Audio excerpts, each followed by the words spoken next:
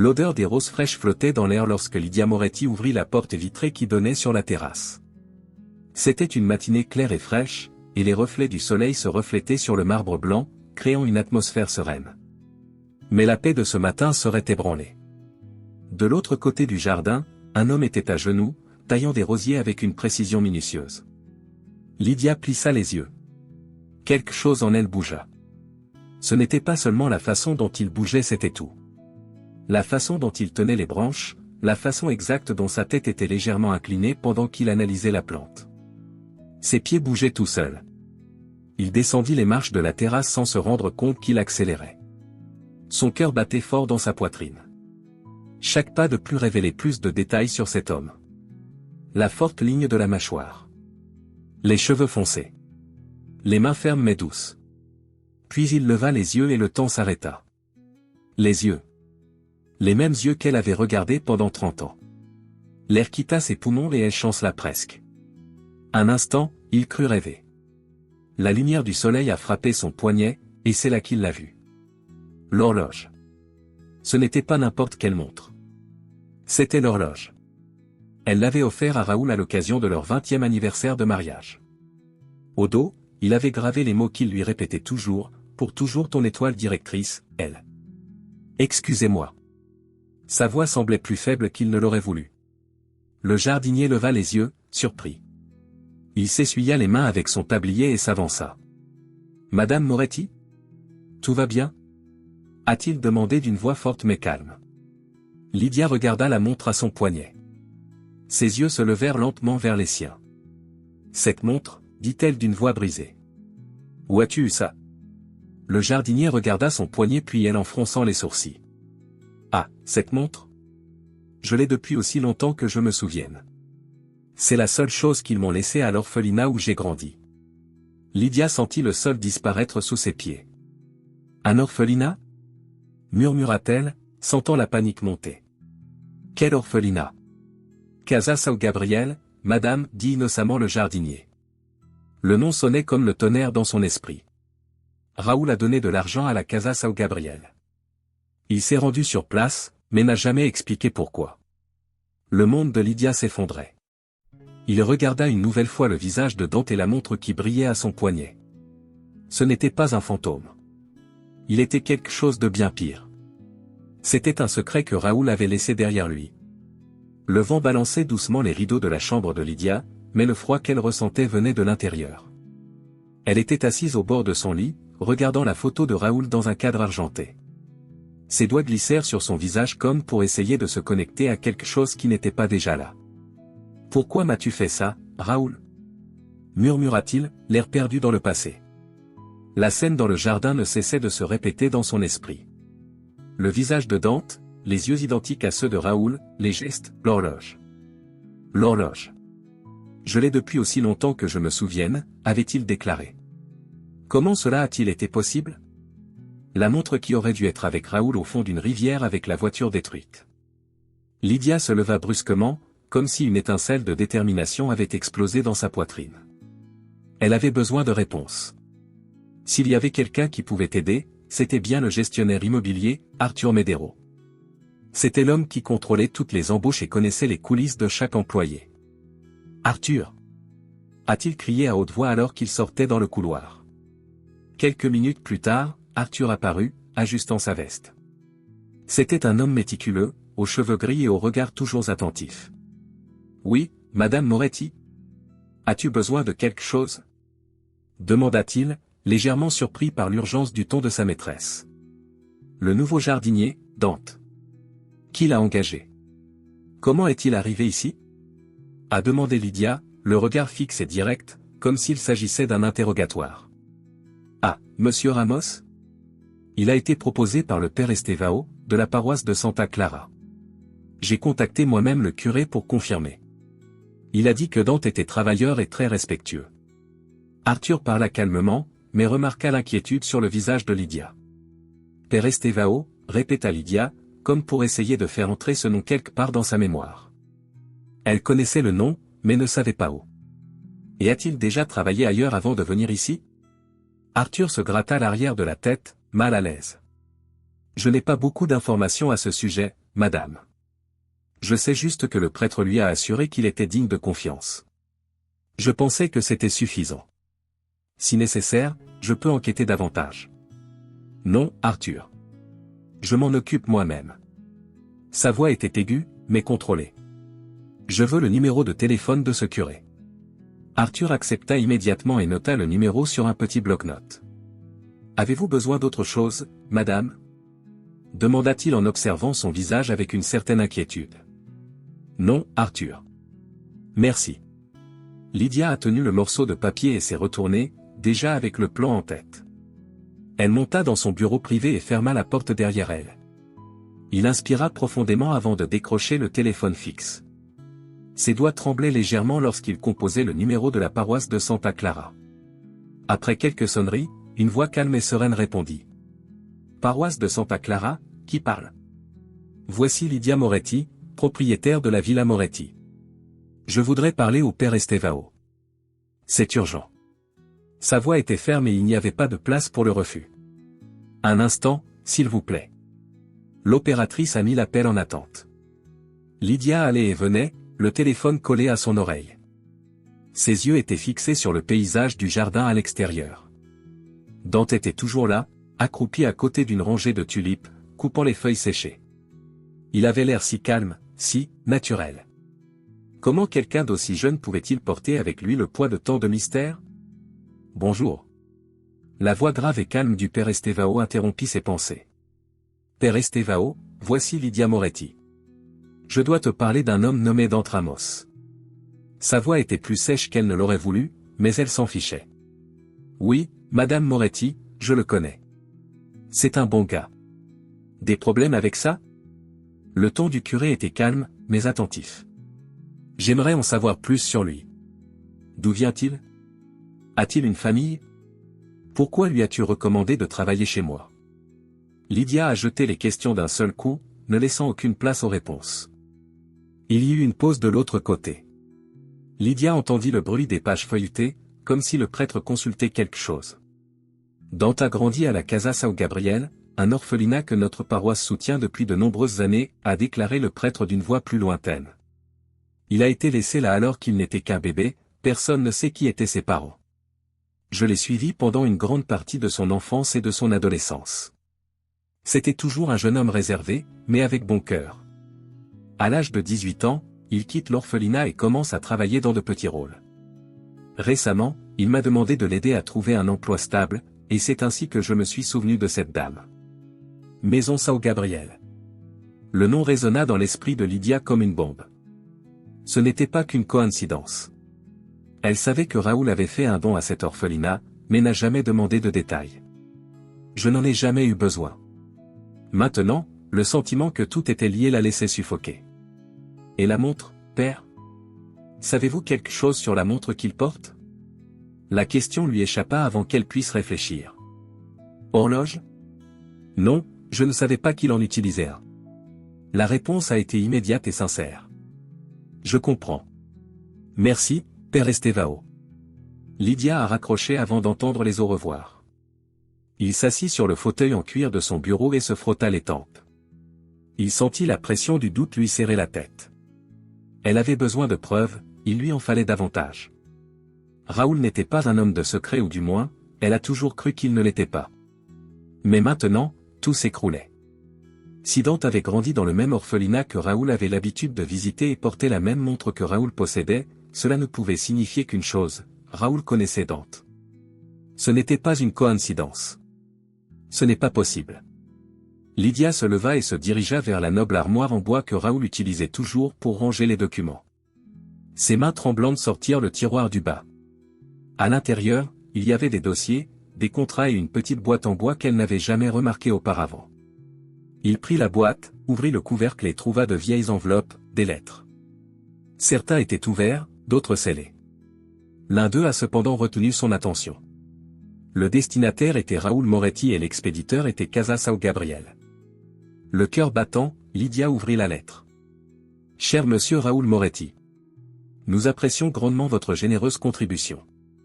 Les fonds nous ont permis d'entretenir le bien-être de nos enfants, notamment du petit Gabriel. Il continue de faire preuve d'un grand talent pour le dessin et semble avoir hérité d'une grande partie de ses capacités artistiques. Les doigts de Lydia commencèrent à trembler. Elle connaissait le talent de Raoul pour le dessin. Et Dante dessinait aussi. Il se souvenait des croquis réalisés chez lui. Comment ne l'a-t-elle pas remarqué avant? Les yeux de Lydia se remplirent de larmes. Elle serra la lettre contre sa poitrine. « Mon Dieu, murmura-t-il, s'étouffant avec ses mots. Il savait. Il a toujours su. Elle regarda à nouveau dehors. Il y avait Dante, toujours au travail, comme si de rien n'était. Mais maintenant, Lydia le voyait avec des yeux différents. Il n'était plus seulement un jardinier. Ce n'était pas un étranger. Il était une pièce manquante d'un puzzle que Raoul avait commencé à reconstituer avant son départ. Maintenant, elle en était sûre. Dante Ramos et Raoul Moretti étaient liés d'une manière bien plus profonde qu'elle ne pouvait l'imaginer. Et Lydia était déterminée. Elle découvrirait la vérité, même si pour ce faire, elle devait fouiller dans tout le passé de Raoul.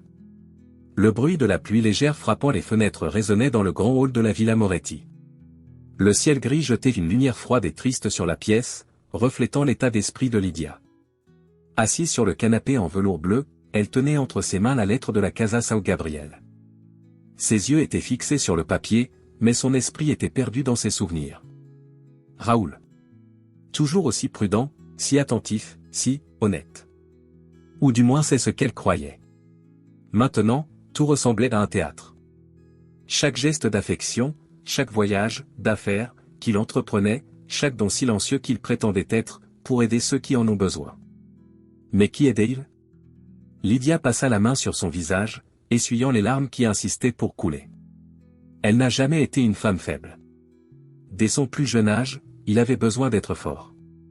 Il a fait carrière dans le monde des arts, a bâti une fortune et, aux côtés de Raoul, a bâti un héritage.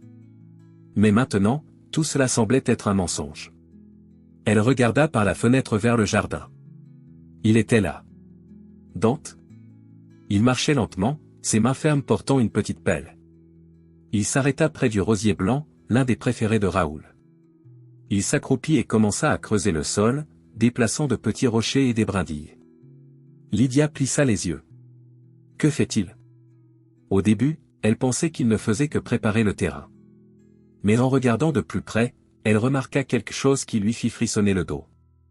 Les branches et les pierres déplacées par Dante n'étaient pas aléatoires. Ils formaient un symbole. Un cercle entrelacé avec un autre, formant une sorte d'infini. L'image lui rappelait quelque chose. Soudain, elle se retrouva de nouveau dans le bureau de Raoul. Dans le journal qu'il gardait toujours sous clé, il y avait des gribouillages similaires. Elle s'en fichait, mais maintenant cela semblait évident. Le même symbole. Elle sentit son cœur s'accélérer. Cela ne peut pas être une coïncidence. Arthur, a-t-elle appelé fort en se levant brusquement. Le directeur apparut presque immédiatement, inquiet. Madame Moretti? Viens avec moi. Lydia partit précipitamment, descendant les escaliers vers le jardin, ses talons claquant bruyamment sur le marbre.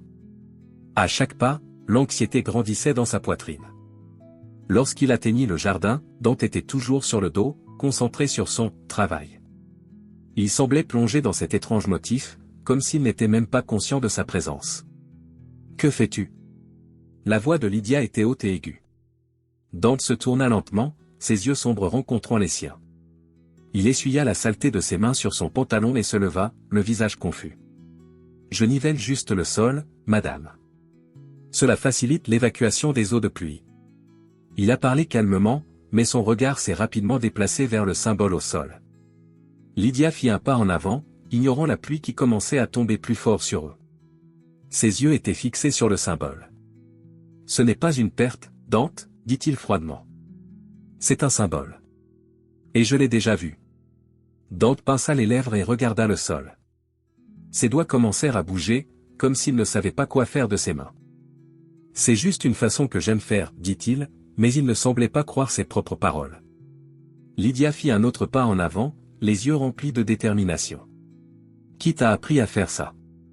Il a demandé. Réponds, Dante. Personne, madame. Répondit-il, sa voix étant plus forte que prévu.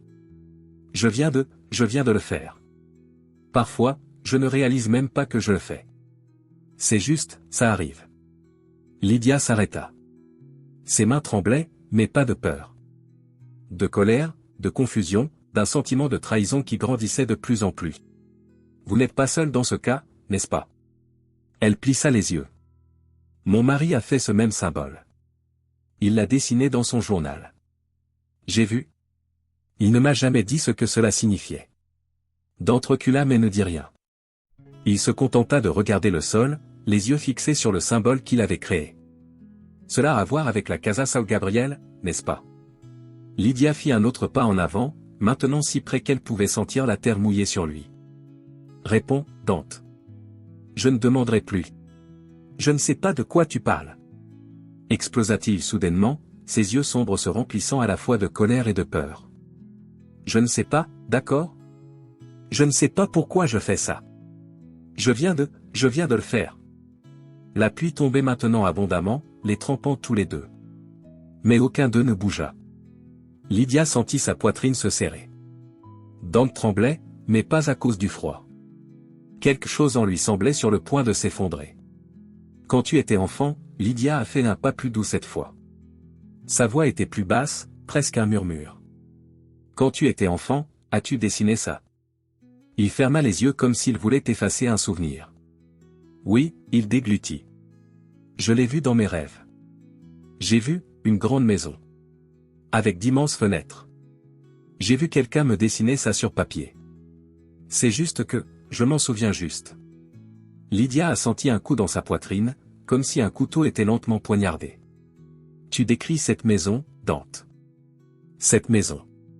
Sa voix s'est brisée alors qu'elle parlait et elle ne pouvait plus retenir ses larmes. Raoul a fait ça. Il a fait ça, Dante. Les yeux de Dante s'ouvrirent lentement. Il semblait réaliser quelque chose qu'il n'avait jamais compris. Le regard de Lydia rencontra le sien, et il y eut une vérité crue, nue et douloureuse.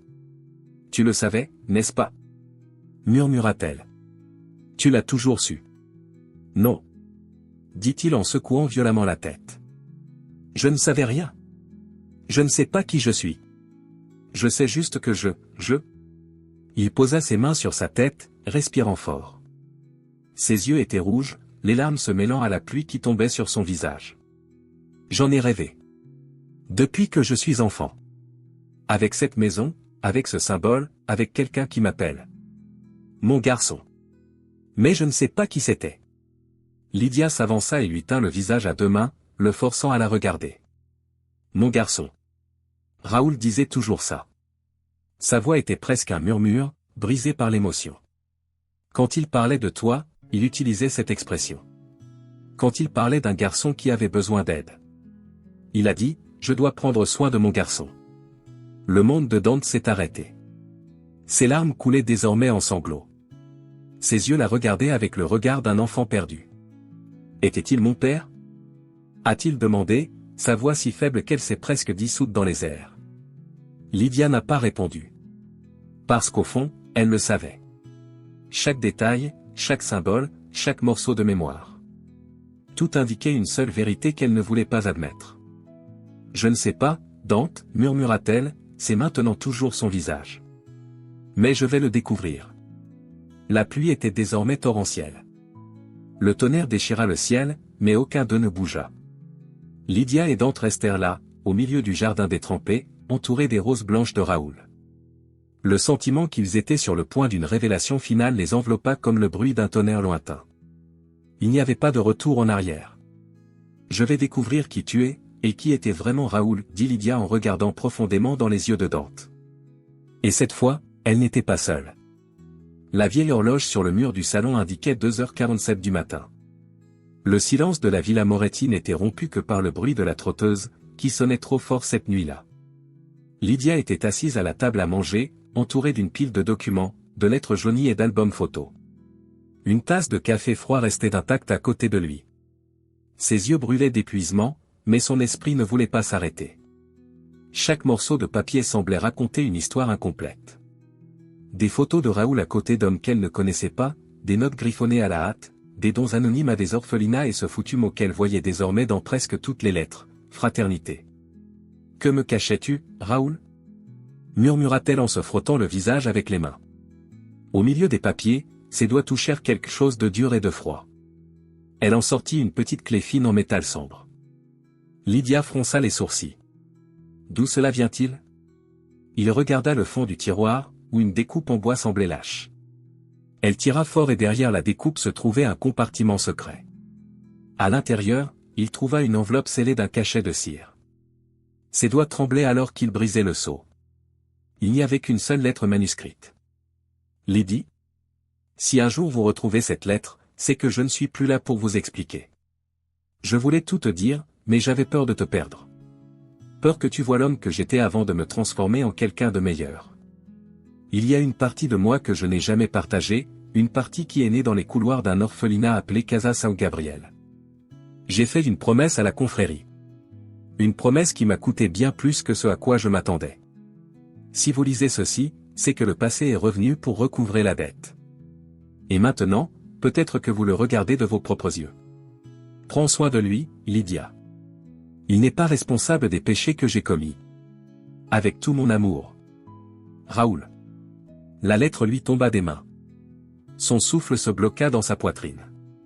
Elle porta ses deux mains à son visage, essayant de contenir le cri qui voulait s'échapper.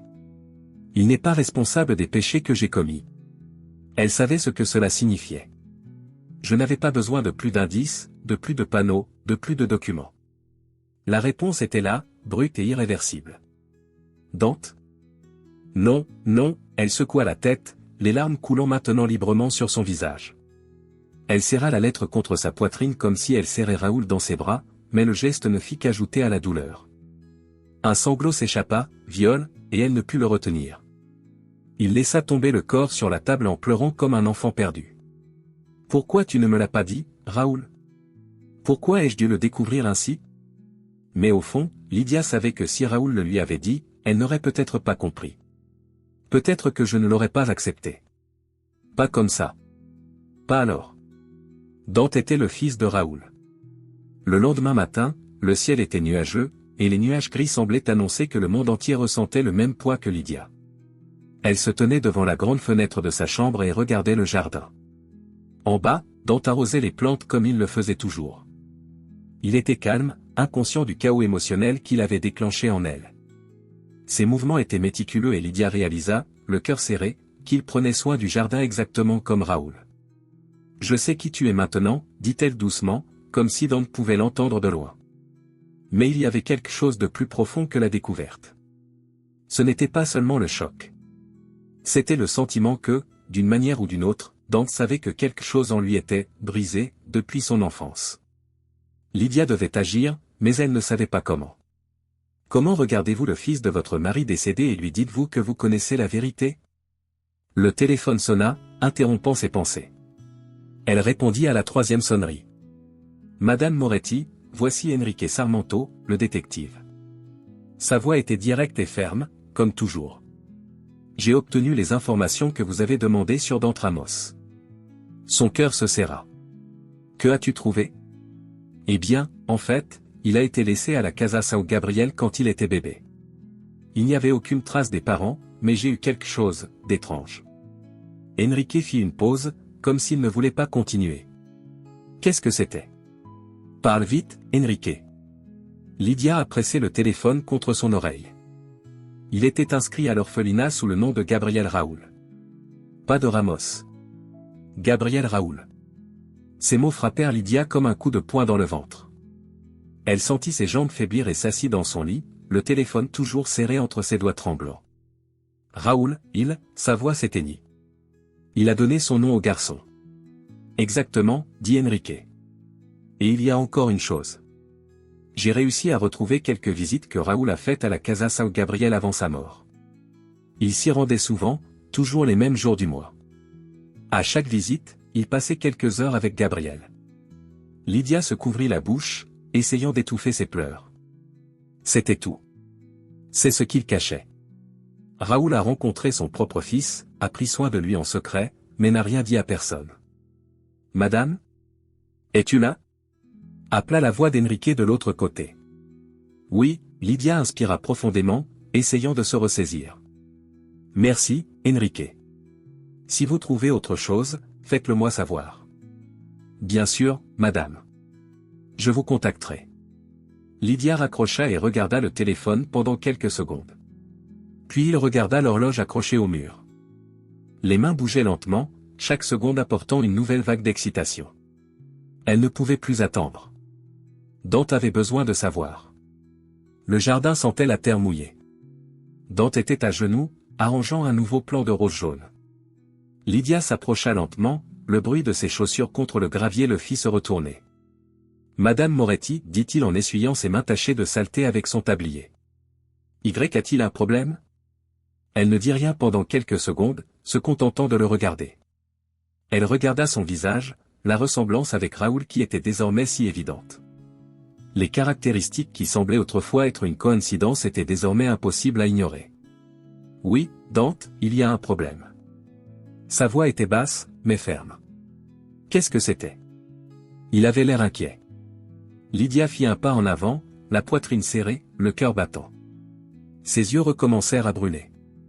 Je sais qui tu es, Dante, dit-elle, sa voix s'éteignant à la fin. Je sais qui tu es vraiment. Il fronça les sourcils. Comme ça. Elle déglutit difficilement et fit un autre pas en avant. Les larmes commencèrent à couler, mais elle s'en fichait. Tu es le fils de Raoul, Dante. Tu es le fils qu'il ne m'a jamais dit avoir. Le monde de Dante s'est arrêté. Il recula d'un pas, les yeux écarquillés comme s'il venait d'être frappé. Non, il secoua la tête, les yeux remplis de larmes. Non, ce n'est pas. Ce n'est pas possible. Oui, Dante, dit Lydia, la voix déjà étranglée. J'en ai la preuve. Courrier. Photo. Le nom même qu'il t'a donné à l'orphelinat. Gabriel Raoul. Le mot est tombé comme une bombe. Dante chancela, se tenant la tête entre les mains. Ses yeux se remplirent de larmes qu'il ne put retenir. Il m'a laissé là, dit-il avec un sanglot étouffé. Il m'a laissé seul là-bas. Je sais, Lydia s'est approchée et l'a serré dans ses bras. Mais il a aussi essayé de prendre soin de toi, d'une manière ou d'une autre, il a essayé. Ils s'effondrèrent tous les deux sur le sol mouillé, les roses autour d'eux témoignant de la chute de deux âmes qui comprenaient désormais une vérité qu'elle n'avait jamais demandé à découvrir. Lydia serra Dante fermement. Je suis là maintenant, dit-elle, alors que les larmes mouillaient son visage et le sien. Je suis là. Je ne te laisserai plus jamais seul. L'aube semblait plus sombre que d'habitude. L'orage qui faisait rage à l'extérieur illumina la villa Moretti d'éclairs soudains, projetant des ombres inquiétantes sur les murs. Chaque coup de tonnerre ressemblait à un cri du passé que Lydia ne pouvait faire taire. Au centre du salon, Lydia et Dante étaient assis l'un en face de l'autre. Parmi eux, une petite table basse avec un dossier rempli de lettres, photos et documents qu'elle avait récupérés dans la cachette du bureau de Raoul. Le silence entre les deux était aussi épais que l'obscurité de la nuit dehors. Dante gardait les yeux baissés, les mains jointes et les épaules tendues. Il semblait encore réfléchir à ce qu'il venait de découvrir. Le choc de savoir que Raoul était son père ne s'était pas encore installé dans son esprit. Lydia le regardait avec un mélange de douleur et d'empathie. Elle savait que son silence était un cri retenu. Pourquoi m'a-t-il caché? Demanda soudain Dante, la voix rauque et brisée. Il leva les yeux vers Lydia et ses yeux étaient rouges, brillant des larmes qu'il refusait de laisser couler. Pourquoi ne m'a-t-il jamais rien dit? Pourquoi m'a-t-il laissé à l'orphelinat? Ces questions ont transpercé le cœur de Lydia comme un couteau bien aiguisé. Elle n'avait pas de réponse. Je ne sais pas, Dante, dit-il honnêtement. Je ne sais pas à quoi pensait Raoul. Il ne m'a jamais parlé de toi. Il me l'a caché aussi. Sa voix se brisa sur la dernière phrase, le poids des mots s'enfonçant dans sa poitrine. Je n'étais qu'une autre promesse non tenue pour lui, n'est-ce pas? Dante rit amèrement. Une promesse qu'il ne voulait pas tenir. Lydia se leva brusquement et s'approcha de lui, s'agenouillant devant lui. Elle tenait le visage de Dante entre ses mains et le forçait à la regarder. Ne dis pas ça. Dit-il fermement. Je sais qu'il semble qu'il t'a abandonné, mais il ne l'a pas fait. Regarde autour de toi, Dante. Il a donné de l'argent à cet orphelinat. Il vous a rendu visite. Il vous a donné son nom. Il ne vous a pas laissé derrière. Il essayait, d'une manière ou d'une autre, il essayait. Alors pourquoi ne m'a-t-il jamais sorti de là? Cria Dante, les larmes s'échappant enfin. Il pourrait. Il avait de l'argent, il avait du pouvoir. Je passais des nuits seul à cet endroit, en attendant que quelqu'un vienne me chercher. J'ai vu d'autres enfants être adoptés. J'ai attendu et, il interrompit la phrase avec un sanglot, fermant les yeux, essayant de retenir ses larmes, mais c'était inutile. Il n'est jamais venu. Lydia ressentait sa douleur comme si c'était la sienne. Une plaie ouverte, exposée au froid de cette nuit-là. Elle serra Dante dans ses bras et il ne résista pas. L'espace d'un instant, il se laissa tomber dans ses bras, comme un enfant qui trouve enfin le câlin dont il avait besoin. « Je suis là maintenant, Dante. » murmura Lydia, ses larmes se mêlant aux siennes. « Je suis là et je ne te laisserai pas tranquille. » Pendant longtemps, ils sont restés ainsi. Deux cœurs brisés qui tentent de se remettre ensemble. Le lendemain, le ciel gris planait toujours sur la propriété. Les nuages épais rendaient le jardin plus sombre que d'habitude. Lydia était de retour dans le bureau de Raoul. Assise à table, elle analysa à nouveau les documents. Les mots « Irmandad » sont apparus à plusieurs reprises dans des lettres et de courtes notes que Raoul avait conservées. « Fraternité » murmura-t-elle en touchant les papiers avec ses doigts. « Qu'est-ce que ça veut dire, Raoul ?» Une lettre en particulier a retenu son attention. Il s'agissait d'un homme appelé Dario Montenegro, quelqu'un dont elle n'avait jamais entendu parler Raoul. L'écriture était serrée et précipitée, comme s'il était nerveux en l'écrivant. Raoul. Les choses deviennent incontrôlables. Vous savez ce que nous avons promis à la confrérie. Nous ne pouvons pas le laisser à la dérive. Il grandit et on ne peut plus le cacher très longtemps. Si nous n'assumons pas nos responsabilités, nous en paierons tout le prix. Pensée Y. Darius. Lydia a lu la lettre 3 fois. Il grandit. La phrase résonnait dans son esprit comme un présage. Lydia sentit son estomac se retourner. Il ne parlait pas de Dante, n'est-ce pas? Soudain, un souvenir me vint à l'esprit. Les mystérieuses visites de Raoul le jeudi. Chaque premier jeudi du mois, il partait tôt et revenait tard. Il a déclaré qu'il s'agissait de « réunions d'affaires », mais n'a jamais donné de détails. Jeudi, Lydia a pris l'ancien calendrier de Raoul et a commencé à chercher. Elle parcourut page par page jusqu'à ce qu'elle voie les marquages faits à la main. Chaque premier jeudi du mois était marqué des lettres « IM ». Fraternité, murmura-t-elle, et puis quelque chose fit battre son cœur. Elle décrocha le téléphone et appela Enrique Sarmento. « Enrique, j'ai encore besoin d'une chose. Enquêter sur quelqu'un appelé Dario Montenegro. » « J'ai besoin de quelque chose, » dit-il précipitamment. « Le Montenegro ?» Le détective fit une pause. « Je connais ce nom. Il était l'un des associés d'une société d'investissement qui avait fait l'objet d'une enquête il y a des années pour blanchiment d'argent. Voulez-vous que je récupère les fichiers? Oui. Fais-le. J'ai besoin de tout. Compris, madame. J'appellerai dès que j'aurai quelque chose. » Lydia raccrocha, sentant son cœur s'emballer. Plus tard, alors qu'elle se promenait dans le jardin, elle trouva Dante assis au bord de la fontaine, regardant l'eau comme s'il pouvait y voir quelque chose de caché. Leurs mains étaient jointes, leurs coudes posés sur leurs genoux. « Tu vas bien ?» a-t-elle demandé en s'approchant lentement. « Je le pense, » répondit-il sans quitter l'eau des yeux. « Je suppose que j'essaie de comprendre ce que cela signifie, ce que signifie être le fils de Raoul Moretti. » Lydia s'assit à côté de lui, posant sa main sur sa jambe, lui offrant un soutien silencieux. « Moi aussi, j'essaie de comprendre, » dit-elle. « J'ai toujours pensé que ma vie ne signifiait rien. » Dante rit doucement, sans humour. « Que je n'étais qu'un des oubliés du monde. Maintenant, je découvre que cela m'a été rappelé depuis le début. » Le silence s'allongea. « Il essayait de te protéger, » dit Lydia en lui serrant légèrement la jambe. « Je ne sais pas pourquoi, mais je sais qu'il l'était. Je voulais juste, » il s'arrêta de parler, sa voix se cassant. « Je voulais juste entendre ça de sa part, tu sais? De lui. Pas de toi. » Ce commentaire fit mal à la poitrine de Lydia. Elle le regarda et vit un enfant à l'intérieur d'un homme. Elle ne pouvait rien dire pour l'effacer. Alors, elle a fait la seule chose qu'elle pouvait. « Tu n'es plus seule, Dante. » Elle l'a serré dans ses bras, sentant sa poitrine se soulever et s'abaisser avec sa respiration irrégulière. « Je suis là. Et je ne vais nulle part. » Quelques heures plus tard, le téléphone de Lydia sonna. C'était Enrique Sarmento. « Madame Moretti, j'ai fait la recherche que vous m'avez demandée. Vous ne le croirez pas. Dis-le vite, Enrique. Lydia a senti la tension dans l'air.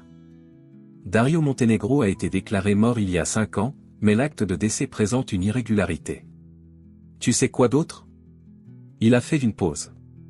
Il y a un homme du même nom inscrit sur la liste des visiteurs d'une prison fédérale. Lydia resta silencieuse. Voulez-vous connaître le nom du prisonnier à qui il a rendu visite? Dit Henri. Dire.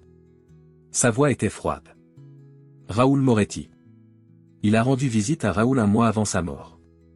Lydia sentit le sol disparaître sous ses pieds. Êtes-vous en train de dire que Raoul a été arrêté? Pas officiellement, madame. Mais il semble qu'il ait été arrêté sans que personne ne le sache. Le téléphone faillit lui échapper des mains. Qu'est-ce que tu as fait, Raoul? Dit-elle au vide, mais maintenant elle connaissait la réponse. Il essayait de protéger quelque chose de bien plus grand qu'un fils. Et Lydia était sur le point de découvrir de quoi il s'agissait. La pluie tombait à peine sur la villa Moretti, formant de petites traînées d'eau sur les vitres. Le ciel était lourd, couvert de nuages épais et sombres, comme si le monde se préparait à une révélation à laquelle personne ne voulait faire face. Lydia se tenait au milieu du bureau de Raoul. L'odeur du vieux cuir et du vieux bois emplit l'air. Ses yeux étaient fixés sur une photographie posée sur la table. C'était la même photo que j'avais trouvée la veille, Raoul, plus jeune, à côté d'un groupe d'hommes et de quelques enfants. Derrière eux, la façade d'un immeuble simple, avec une pancarte qui disait « Casa São Gabriel ». Elle ne pouvait pas détourner le regard. L'un des hommes à côté de Raoul était Dario Montenegro. Maintenant, elle savait qui il était. Je savais que cet homme avait rendu visite à Raoul peu avant sa mort et, s'il y avait quelque chose que l'expérience de vie de Lydia avait enseigné, c'était que les visites avant la mort n'étaient jamais des coïncidences. Avec son pouce, Lydia a caressé le visage de Raoul sur la photo. Pendant des années, elle pensait qu'elle connaissait chaque partie de lui. Chaque peur, chaque rêve. Mais maintenant, j'avais l'impression de vivre à côté d'un étranger. « Qu'avez-vous fait, Raoul ?» Elle murmura, avec des yeux larmoyants. Un coup à la porte l'a ramenée à la réalité. Dante est apparu à l'entrée, ses cheveux mouillés de la pluie et son expression fatiguée. « Puis-je entrer ?» demanda-t-il, avec hésitation. « Bien sûr, ma chère, » a dit Lydia, forçant un sourire alors qu'elle essuyait les coins de ses yeux. Dante entra, observant attentivement l'environnement. Ses yeux tombèrent bientôt sur la photo de la main de Lydia. Il s'approcha lentement. « C'est moi, n'est-ce pas ?» dit-il en pointant un enfant en arrière-plan de la photo. Lydia regarda à nouveau l'image. Elle ne l'avait pas remarqué auparavant, mais maintenant, en regardant de plus près, elle l'a vu. Un garçon d'environ 7 ans, portant un t-shirt blanc et des cheveux légèrement ondulés, était en arrière-plan, tenant un petit carnet de croquis. Le cœur de Lydia coulait dans sa poitrine. « Oui » a-t-elle répondu à voix basse. « Oui, c'est toi, Dante. » Le silence qui a suivi était suffocant. Dante a pris la photo de sa main et l'a regardée pendant longtemps. Ses yeux ont parcouru les visages des gens. Il a montré le visage de Dario. Cet homme. J'ai déjà vu cet homme. Dante fronça les sourcils, plissant les yeux comme s'il essayait d'accéder à des souvenirs lointains. Je me souviens de lui. Il est allé à l'orphelinat. J'avais peur de lui. Il était étrange. Dario Montenegro, a déclaré Lydia, regardant le visage sur la photo. Il était l'un des amis de Raoul. Il faisait partie de la confrérie. Fraternité? Dante leva les yeux, curieux et effrayé. Lydia soupira et montra les cartes sur la table. C'est une sorte de société dont Raoul faisait partie. Je pense que cela a commencé à Casa São Gabriel, peut-être parmi les orphelins qui ont grandi ensemble. Ils ont créé des liens de protection mutuelle, mais, elle passa sa main dans ses cheveux, les gâchant légèrement. Mais je pense que, au fil du temps, cela s'est transformé en quelque chose de plus grand. Plus dangereux. Dante serra ses poings. Était-il comme un gang? Je ne sais pas avec certitude. Peut-être qu'au début, c'était quelque chose d'innocent, comme un groupe de frères. Mais alors, Lydia a ramassé une autre lettre qu'elle a trouvée il y a quelques jours. Cette lettre ici parle de « promesses » qu'ils ont dû tenir. Et Dario mentionne quelque chose qui est devenu incontrôlable. Dante sentit un froid couler sur sa colonne vertébrale. Son cœur battait dans sa poitrine. Il regarda à nouveau l'enfant sur la photo. Le garçon qu'il n'a jamais reconnu dans les souvenirs flous de son enfance. Maintenant, il savait pourquoi il se sentait toujours incomplet. Je savais, Dante a dit d'une voix étouffée, respirant fortement. Je savais que quelque chose n'allait pas avec moi. Je l'ai toujours su. Lydia s'approcha et plaça ses mains sur ses épaules. Il n'y a rien de mal avec toi, Dante. Ce qui ne va pas, ce sont les secrets qui vous ont entouré. Mais nous découvrirons tout, ensemble. Ses yeux brillaient de larmes non lancées. Il la regardait avec un mélange de tristesse et d'espoir. Vous promenez-vous? Il a demandé, comme un enfant perdu qui veut juste entendre une réponse ferme. Lydia sourit affectueusement et serra ses épaules. Je promets, ma chère. Peu importe ce que nous rencontrons, je serai à vos côtés. À la fin de l'après-midi, le téléphone de Lydia a sonné. C'était Enrique Sarmento, le détective. Madame Moretti, j'ai trouvé autre chose à propos de Dario Montenegro, a dit Enrique, sans hésitation. Qu'est-ce qui s'est passé maintenant, Enrique? Demanda Lydia, sentant la fatigue le pesant sur elle. Il n'est pas mort. La phrase est tombée comme une foudre. Quoi? Lydia a pressé le téléphone à son oreille. Il a été déclaré mort il y a 5 ans. J'ai vu cela dans les documents. Oui, mais le certificat de décès a été falsifié. Dario Montenegro est vivant et vit dans une petite ville côtière appelée Punta del Sol. Maintenant, il utilise le nom d'Elias Corvino. Le monde de Lydia a tourné. Les paroles d'Enrique semblaient venir de sous-marins. Où est Punta del Sol? Demanda-t-elle, prenant déjà un papier à écrire. C'est une petite ville sur la côte. Si tu veux, je peux y aller. Non. Lydia l'a interrompu. Je vais aller moi-même. Elle a raccroché le téléphone et était silencieuse un instant. Il sentit le sang pulser fort dans ses tempes. Ses yeux étaient fixés sur un endroit aléatoire sur le mur, mais son esprit était loin. Où vas-tu? La voix de Dante résonna derrière elle. Lydia se tourna et lui faisait face. Il était à la porte, les mains dans ses poches et ses yeux se méfiaient. Allons à Punta del Sol. C'est là que Dario Montenegro se cache. Dante a fait un pas à l'intérieur. Et que n'avez-vous l'intention de faire? Je vais regarder dans ses yeux et lui demander ce que lui et Raoul se cachaient, a dit Lydia, son regard déterminé. Et s'il ment, je le saurai. Dante la regarda pendant quelques secondes. Ses yeux avaient la même intensité que Raoul. Il se dirigea vers elle, s'arrêtant juste devant elle. Je vais avec toi. Sa voix était ferme. Si cela a à voir avec mon père, alors j'ai besoin de connaître la vérité aussi. Lydia l'a regardé et, un instant, a vu le reflet de Raoul sur son visage. Elle hocha la tête. Ensuite, allons ensemble. 2 jours plus tard, Punta del Sol. La ville côtière était petite et paisible, mais l'odeur de l'air marin et le son des vagues ont brisé tout sentiment de tranquillité pour Lydia. Il y avait une lourdeur dans l'air. Quelque chose qu'elle ne pouvait pas expliquer. Enrique avait envoyé les coordonnées de la maison de Dario. C'était une maison simple, avec des murs blancs et des fenêtres en bois bleu. Lydia a arrêté la voiture devant et pris une profonde inspiration. « Es-tu prêt ?» Dante a demandé, fixant sa ceinture de sécurité comme s'il se préparait à la bataille. Lydia le regarda. « Je n'ai jamais été aussi près. » Ils sont tous les deux sortis de la voiture et se sont rendus à la porte. Le son des vagues s'écraser au loin semblait synchronisé avec le rythme de leur cœur. Lydia leva la main et frappa à la porte. 1 fois, 2 fois, 3 fois. Silence. Donc, il tape. La porte s'ouvrit lentement, révélant un homme aux cheveux gris et aux chaumes. Ses yeux bruns perçants fixaient Lydia avec un mélange de surprise et de reconnaissance. « Puis-je aider ?» dit-il, mais sa voix s'est légèrement brisée.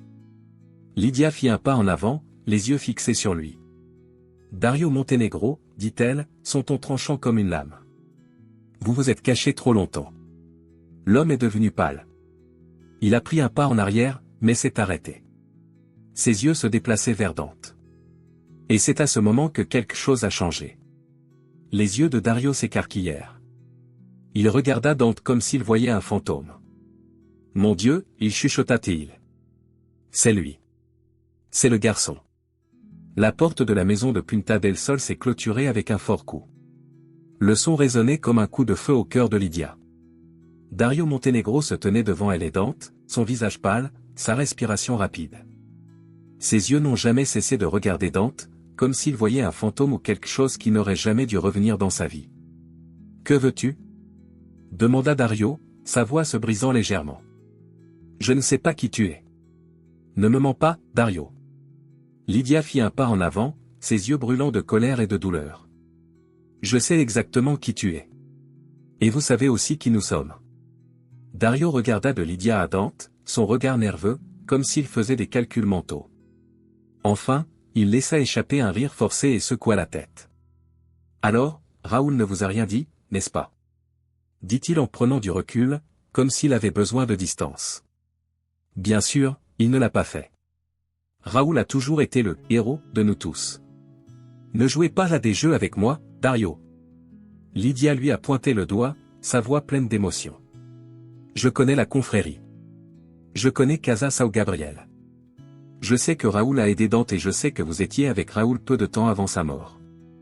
Maintenant, dites-moi, qu'est-ce que tu cachais ? Dario a été silencieux pendant quelques secondes. Il regarda à nouveau Dante et ses yeux semblaient lourds de regret. Vous ne comprenez pas, Lydia. Il soupira et passa ses mains sur son visage. Ce n'était pas seulement Raoul. Ce n'était pas seulement moi. C'était beaucoup plus grand que nous. Vous n'auriez jamais dû venir ici. Plus grand comment ? Demanda Dante, parlant enfin. Sa voix est sortie plus forte que prévu. Que a fait Raoul et Raoul ? Pourquoi ai-je été laissé pour compte ? Pourquoi n'a-t-il jamais pris moi ? Dario ferma les yeux un instant, et quand il les a recommencés, il semblait avoir pris une décision. Il t'a laissé là pour te protéger, mon garçon. Dario a pointé Dante, ses yeux remplis d'un mélange de pitié et de respect. Vous n'avez aucune idée de ce que la confrérie est devenue. C'était censé être une famille, une promesse de se soucier les uns des autres, mais cela s'est transformé en un cycle de dettes et de secrets. Et Raoul, il s'arrêta, prenant une profonde inspiration. Raoul s'est sacrifié pour que vous n'ayez jamais à en faire partie. Lydia le regarda, les yeux écarquillés. Sacrifié ? A-t-elle répété. De quoi parles-tu ? Dario s'est approché lentement et, avec un visage sérieux, a déclaré. Raoul n'est pas mort par accident, Lydia. Il a été réduit au silence. Il en savait trop. La révélation est tombée sur eux comme le tonnerre. Lydia a pris un pas en arrière, sentant le monde tourner. Son cœur battait la course et sa vision semblait se brouiller. WH, que dites-vous ? Sa voix était brisée. Dario plissa les yeux. Ils l'ont éloigné du chemin. Et si vous ne faites pas attention, ils feront la même chose à vous et aux garçons. Le cœur de Lydia a fait la course. Maintenant, ce n'était pas seulement un mystère du passé. C'était une menace vivante et présente. De retour à Villa Moretti, le silence de la nuit n'a pas apporté la paix. Lydia ne pouvait pas dormir. Les paroles de Dario résonnaient dans son esprit. Raoul a été réduit au silence. La phrase s'est répétée comme une mélodie d'horreur. Assis sur le canapé dans le salon, avec une tasse de thé froid dans ses mains, Lydia regarda la cheminée non éclairée. Les flammes qui avaient autrefois apporté le réconfort semblaient maintenant un symbole de ce qui s'était éteint en elle, la sécurité, la confiance, l'amour. Dante entra doucement dans la pièce. Il portait un simple t-shirt et un pantalon de survêtement, ses cheveux en désordre du sommeil. « Vous ne pouvez pas dormir » demanda-t-il, s'asseyant à côté d'elle. « Non. » Elle le regarda et sourit légèrement. « Et toi » ? Ni l'un ni l'autre. Il traversa les bras, les yeux fixés sur la cheminée. « Je ne peux pas m'arrêter de penser à ce que Dario a dit. À propos de Raoul. À propos de son sacrifice. » Le silence entre eux était lourd, mais c'était le genre de silence qui était réconfortant. Lydia l'a regardé et a vu quelque chose qu'elle n'avait jamais remarqué auparavant. Dante n'était plus seulement un garçon perdu essayant de comprendre ses origines. Maintenant, il faisait partie d'elle. « J'ai promis que je ne te laisserai pas tranquille, Dante. Et je tiendrai cette promesse, » a déclaré Lydia, se tournant vers lui. « Je ne suis pas Raoul, mais je vous protégerai, quel que soit le coup. » Dante la regarda avec des yeux larmoyants, mais n'a pas laissé tomber les larmes. Il a fait un faible sourire. « Je crois en toi, Lydia. » Il prit une profonde inspiration et appuya sa tête contre son épaule. Je ne pense pas que quelqu'un me dise ça.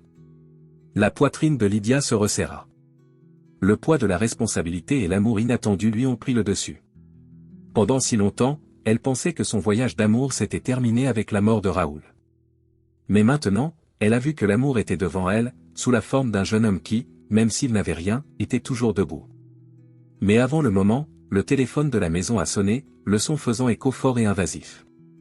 Lydia regarda l'horloge sur le mur. 2h13. Qui s'en soucie à cette heure? Dante, déjà debout. Lydia a couru vers le téléphone, son cœur battant la course. Bonjour. Elle dit, sa voix tremblant. Madame Moretti, c'est Enrique. J'ai besoin de te parler maintenant. Sa voix était tendue, presque essoufflée. Henri? Ce qui s'est passé?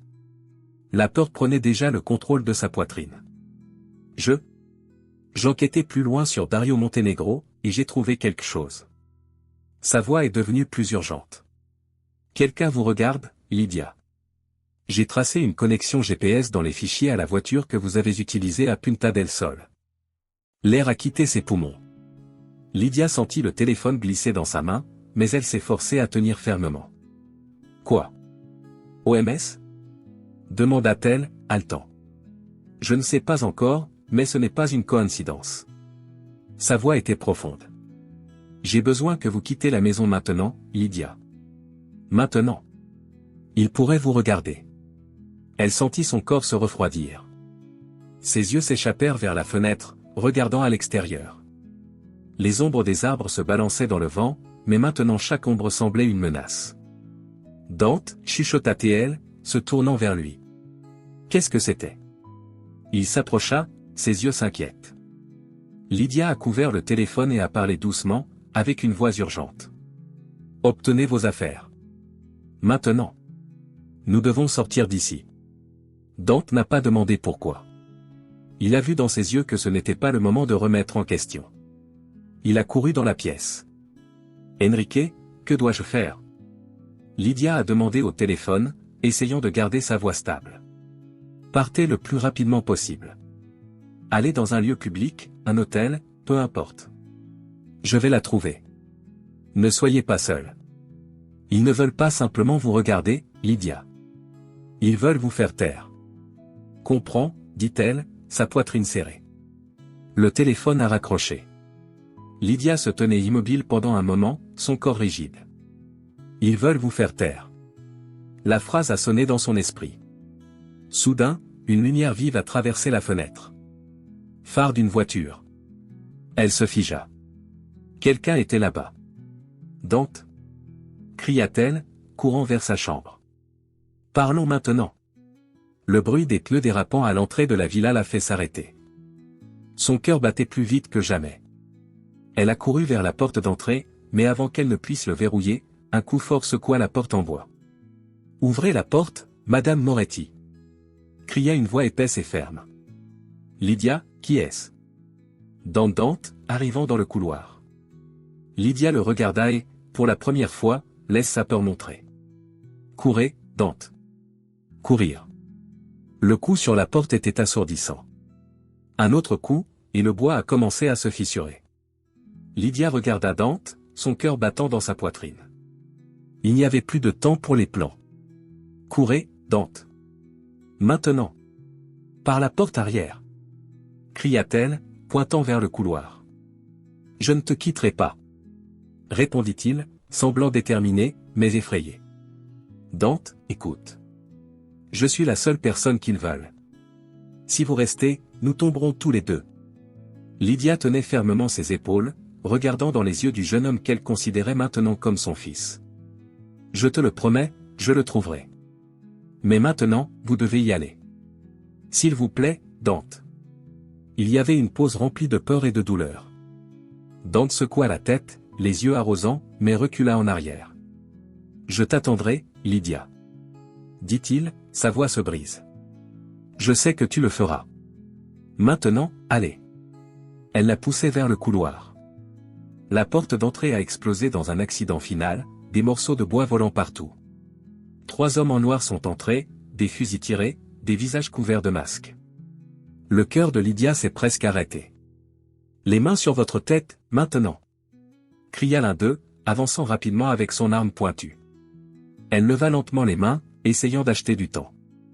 Il regarda discrètement le couloir où Dante avait disparu. Vous n'avez pas besoin de cela, a-t-elle dit, forçant sa voix à son contrôler. Que veux-tu? Argent? Je peux payer.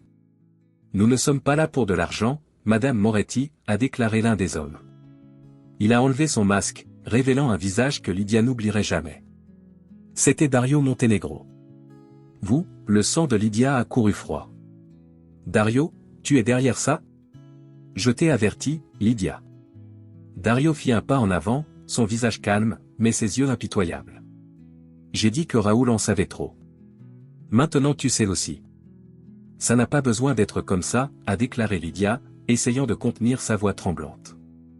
Nous pouvons résoudre ce problème. Je ne dirai rien. Je pars, je quitte le pays. Vous ne me reverrez plus jamais. Dario inclina la tête, comme s'il a pensé. Puis il laissa échapper un faible rire. Ah, Lydia, toujours aussi intelligent, mais si naïf.